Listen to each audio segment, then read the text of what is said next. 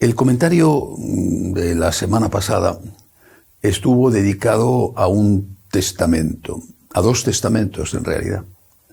El testamento del Papa Benedicto y las últimas palabras que dijo poco antes de morir.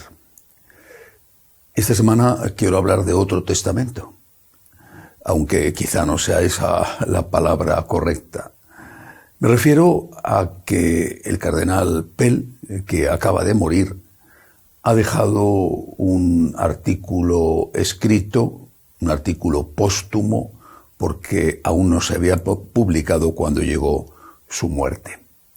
Pero antes de la muerte del cardenal Pell, han ocurrido esta semana muchas otras cosas. Apenas muerto, el Papa Benedicto empezó a circular un rumor de forma insistente que decía que el Papa Francisco estaba ya a punto de dimitir y que si no lo había hecho era porque no quería que existieran dos papas eméritos. Ese rumor de que el Papa Francisco va a dimitir le acompaña desde casi el inicio de su pontificado.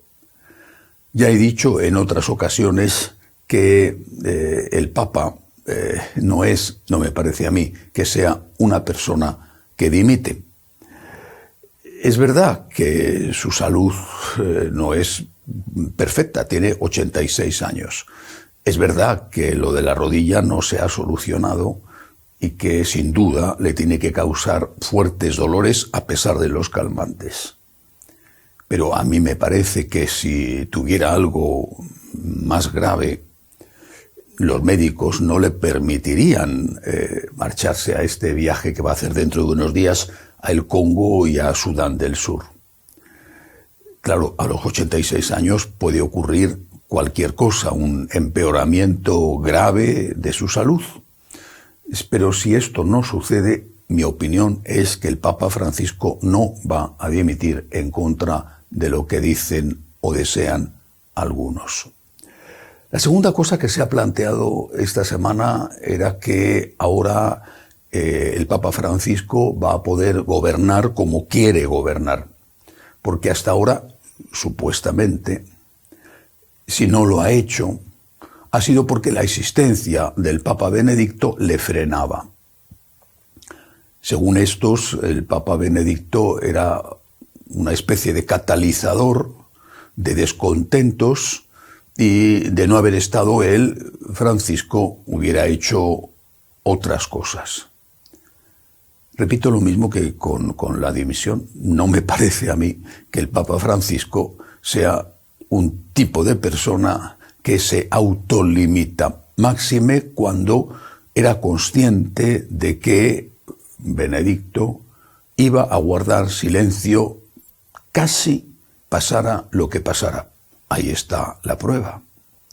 Silencio ante la publicación de Amoris Laetitia, silencio ante la publicación de Traditionis Custodes y silencio ante determinados nombramientos muy importantes que, desde luego, no le gustaron nada a Benedicto porque iban en contra de lo que él había hecho y de cómo él había gobernado la Iglesia. El Papa Benedicto guardó silencio y eso el Papa Francisco lo sabía y contaba con ello. Por eso no creo que la ausencia del Papa Benedicto vaya a liberar, como algunos dicen, al Papa Francisco y vaya a poder ser desde ahora él mismo. A mí me parece, por supuesto, puedo estar equivocado, que las cosas van a seguir por el estilo igual que hasta ahora, salvo sorpresas, porque la vida ciertamente siempre te da sorpresas. El tercer acontecimiento de esta semana ha sido la publicación del libro del secretario personal del Papa Benedicto, Monseñor Ganswein. El libro se titula Nada más que la verdad y ha sido acogido casi de forma universal como una venganza de Ganswein contra Francisco por haberle quitado de prefecto de la Casa Pontificia, como un ataque durísimo contra Francisco. me parece a mí que los que piensan esto, no sé si conocerán o no a Ganswein, yo personalmente no le conozco, pero creo yo que los que piensan esto se han olvidado de que hay gente que sabe ser fiel a sus amigos, simplemente así. Hay gente que sabe ser fiel a sus amigos en medio de una multitud que cambia de un momento a otro las fidelidades inquebrantables y que las cambia de uno a otro y de un momento a otro, y que lo mismo que era fidelísimo a uno es fidelísimo al siguiente aunque no tengan mucho que ver. O lo mismo que hay muchísimos que han hecho del silencio su forma de supervivencia, pues hay algunos, aunque sean pocos, que saben ser fieles a sus amigos. A mí me parece que lo que ha hecho Ganswein es un acto de amor y de fidelidad a alguien a quien apreciaba mucho y que consideraba su maestro, a alguien al que cuidó de su cuerpo y de su alma, al Papa emérito, al Papa Benedicto XVI. No me parece a mí que sea un ataque contra, sino un alegato a favor de, y que nos ha permitido conocer, en realidad, cómo tiene que actuar un Papa emérito.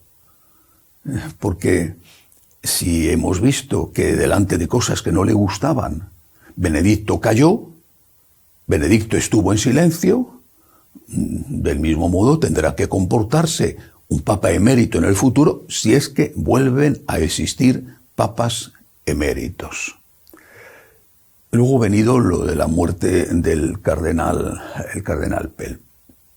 Muerte realmente imprevista, una operación aparentemente sencilla donde le ha fallado el corazón. Y lo primero que hay que hacer, es rezar por su alma, para que Dios le dé la paz que intentaron quitarle sin éxito sus enemigos de fuera de la Iglesia y sus enemigos de dentro de la Iglesia. Pell es un confesor, es un mártir sin derramamiento de sangre.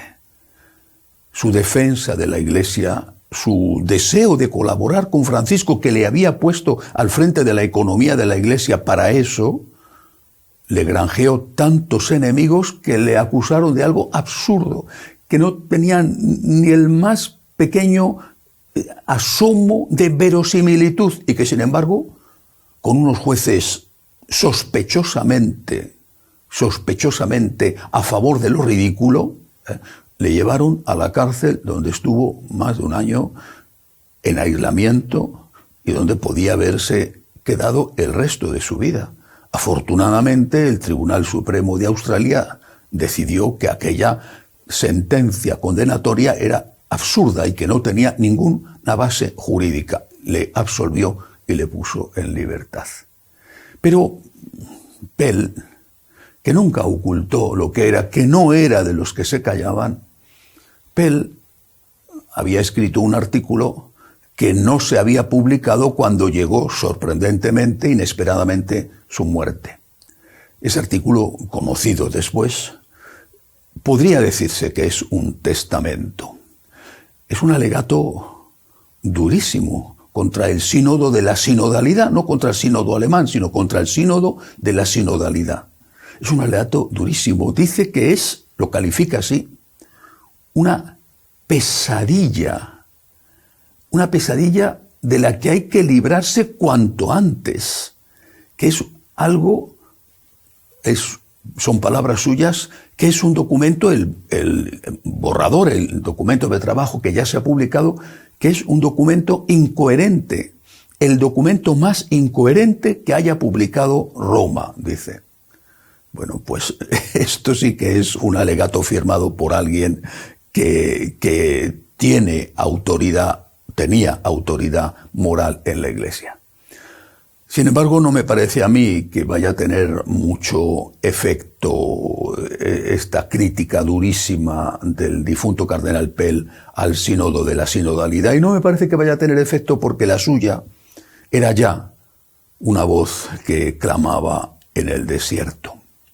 También estos días se ha dicho que Pell es el autor de un documento que circuló entre los cardenales el año pasado y que es una crítica realmente feroz, terrible, al pontificado de Francisco. El documento lleva como autor un seudónimo, Demos, pueblo, y critica todos los puntos que al autor le parecen contrarios a la doctrina, a la enseñanza, a la tradición de la Iglesia en este pontificado. Ahora bien, es un documento escrito con seudónimo, es decir, un anónimo. Atribuir ese documento al cardenal Pell, a mí por lo menos me parece aventurado, si no se tiene la constancia, la certeza de que eso es así. Creo que lo que sí ha dicho Pell, no solamente con ese artículo donde califica el sínodo de la sinodalidad como una pesadilla tóxica, pero atribuir demos al cardenal Pell no es necesario y me parece de verdad arriesgado. Es mucho mejor ver lo que sí que ha dicho Pell con toda certeza para poder meditar sobre ello y sacar las conclusiones. Una de las conclusiones que me parece que hay que sacar es que la Iglesia está sometida a fortísimas tensiones internas. Esto creo que es evidente, que es incuestionable. Aparte de estar informado, que hay que estarlo, lo más importante en este momento tan complicado es rezar, rezar.